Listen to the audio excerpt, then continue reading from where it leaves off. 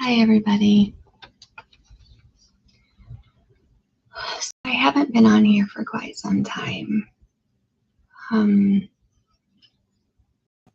guess what I should start off with is to kind of give you a little bit of backstory as to what has been going on.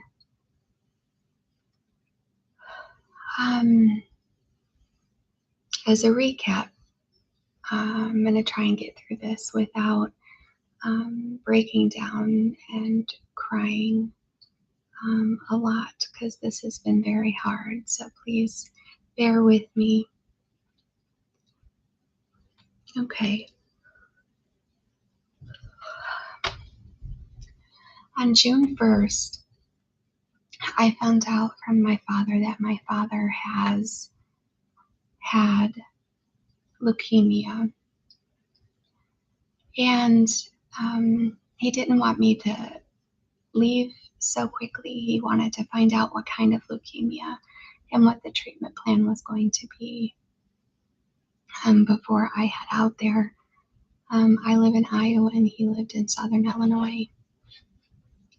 Well, he ended up getting a phone call from the doctors, and the doctors told him that he needed to immediately get to the doctors in St. Louis, Missouri. That was the next biggest hospital that would be able to help him, because they were from a very small town. Some people very graciously paid for rideshare to get him to the hospital. They told him he's in very bad shape, so bad they told him not to put down his phone, have his phone with him, so that this way if he collapsed, he would be able to call 911. So he said before he left he wanted to go home and take a bath and take care of his dog and find a place for his dog. So he did. He found some very gracious people who were willing to take in Ruby and watch over her until he returned. And he did take his bath, and he grabbed some of his belongings, and they picked him up and they drove him the hour and 15 minutes to the hospital, where he was checked in, and he stayed there for, I think it was about 5 days. And I finally just said, I'm not going to wait anymore. I'm coming. We know you have leukemia, and I want to be there for when the bone marrow biopsy came back, so that he would have support when that came in. Excuse me. So I did. I drove there. It took me about 6 hours to drive. And I got there and I stayed there every day with him. What ended up happening is the tests just became longer and longer as far as waiting to find out what exactly.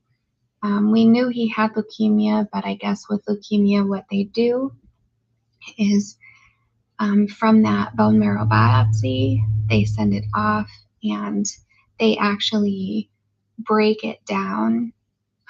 And so with leukemia, your body's genetic cells, is how I understand it, that your genes mutate, they change, and within those changes that they see that have been mutated, that determines the type of cancer, of chemo treatments that you're going to need. So leukemia in itself is a horrible cancer. It's cancer of the blood, and it's not itself painful, which was amazing to hear. It was a relief. However, I apologize. I am not yawning because I'm bored or tired. I don't think I'm breathing deep enough telling this story. So it's not painful. However, he had multiple genes that had mutated. And so based on those genes, again, they were looking at treatment. And they were still waiting on one to come back, which I believe is called the TP53, I believe. Well, if you look at the different mutated genes, so my dad actually had AML, and out of leukemias, that is like the worst, is my understanding of leukemia. And then, so here's that title, AML. And then in that, you have little subcategories based on the mutation of the dreams, or the genes. And the TP53 is the worst of the worst of the worst. When you look up all the statistics and things like that, it says that the chemo treatments, if you're to do chemo treatment, whatever their treatment plan is, there's like a very low percentage, I think it was like 13%, as a possible remission. However, it is extremely likely to come back very fast. And then you start that process all over again. The problem is that you're not able to start treating that treatment if you have any infections. Well, when he got to the hospital, he had C. diff, which is an infection that causes extreme stomach cramping. It's highly contagious. It causes diarrhea. And I'm sure there are other symptoms, but those were the main symptoms for him. So they started him on, and he ended up getting a fever. So because they weren't able to start him on chemo treatment right away, they hit him really hard with antibiotics to try to get the C. diff. But C. diff is very difficult to treat.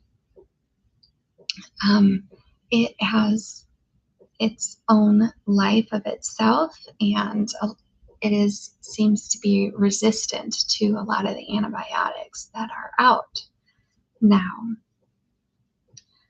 So they were treating him with that, and then continuing to do blood work on him to check how the leukemia was doing.